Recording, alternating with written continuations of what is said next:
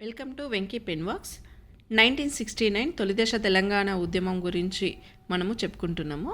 అందులో పాటుగా June 27 1969 June 27న జరిగిన ఒక సంఘటన గురించి మనం గత వీడియోలో చెప్పుకున్నాము. జూన్ 24న పీడీ యాక్ట్ కింద ఆ రోజుల్లో 1969 ఉద్యమాన్ని ఉవ్వెత్తున ముందుకు తీసుకెళ్తున్న ముఖ్యులందరినీ కూడా పీడీ యాక్ట్ కింద అరెస్ట్ చేయడం వలన ఆ ఉద్యమాన్ని ప్రజల్లోకి తీసుకొస్తారు. అట్లా కొంచెం పలచనబడుతుంది అని. అంటే రాను రాను చాలా సివియర్గా జరుగుతున్న ఉద్యమాన్ని ఏ విధంగా అణచివేస్తున్నారు అనే ఒక కుట్రలో భాగంగా జరిగిందే జూన్ 27న మంత్రుల రాజీనామా నాటకం.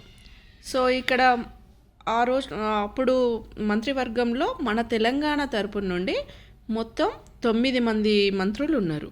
వారెవరంటే ఒకరు వల్లూరి బసవరాజు, అరిగే రామస్వామి, కేవి నారాయణరెడ్డి, బివి గురుమూర్తి అనే అతను దళిత మంత్రి, ఇంకా శీలం సిద్ధారెడ్డి, మహమ్మద్ అలీ అన్సారీ, జేవి నరసింగరావు, పివి నరసింహారావు, కొండా లక్ష్మణ్ బాపూజీ. ఈ 9 మంది కూడా తెలంగాణ ప్రాంతానికి చెందిన మంత్రులు. ఆల్రెడీ కొండా లక్ష్మణ్ బాపూజీ గారు ముందే రిజైన్ చేస్తారు. ఫస్ట్ తెలంగాణ ఉద్యమంలో మొదటిగా రాజీనామా చేసిన మంత్రి ఎవరంటే కొండా లక్ష్మణ్ బాపూజీ అని మనం గత వీడియోలలో చెప్పుకున్నాం. ఇక మిగిలింది 8 మంది. ఈ వల్లూరి బసవరాజు రాజీనామా అంటే తన ముందు పెట్టి ఒక నాటకం, అంటే వాళ్ళ కన్నింగ్ ఎంత ఉంటుంది అనేది ఇక్కడ తెలిసిపోతుంది. వీళ్ళు 8 మంది కూడా తమ రాజీనామాని గవర్నర్కి ఇస్తారు. అయితే అప్పుడున్న ముఖ్యమంత్రి ఎవరు? కాసు బ్రహ్మానందరెడ్డి.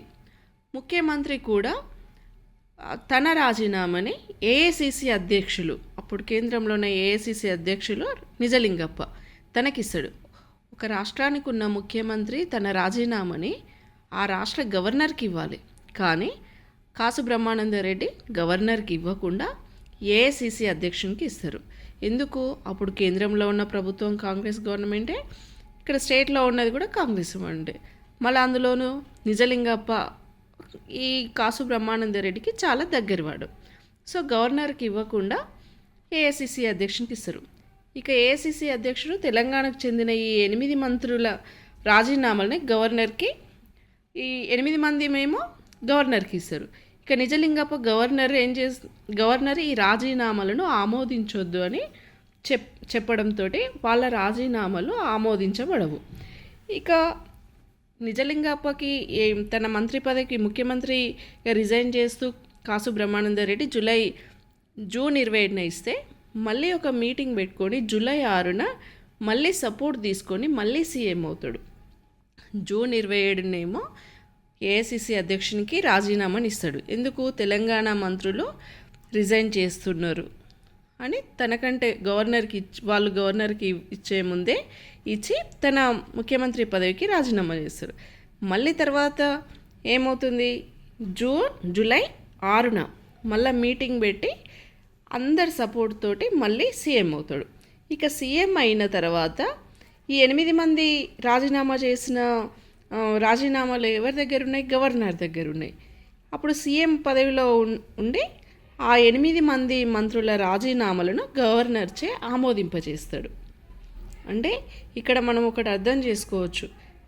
కాసు బ్రహ్మానందరెడ్డి గవర్నర్కి తన రాజీనామాను ఇవ్వకుండా తెలంగాణ ప్రాంతానికి చెందిన మంత్రులతో ఎట్లా ఆడుకున్నారనేది మనం ఇక్కడ గమనించవచ్చు.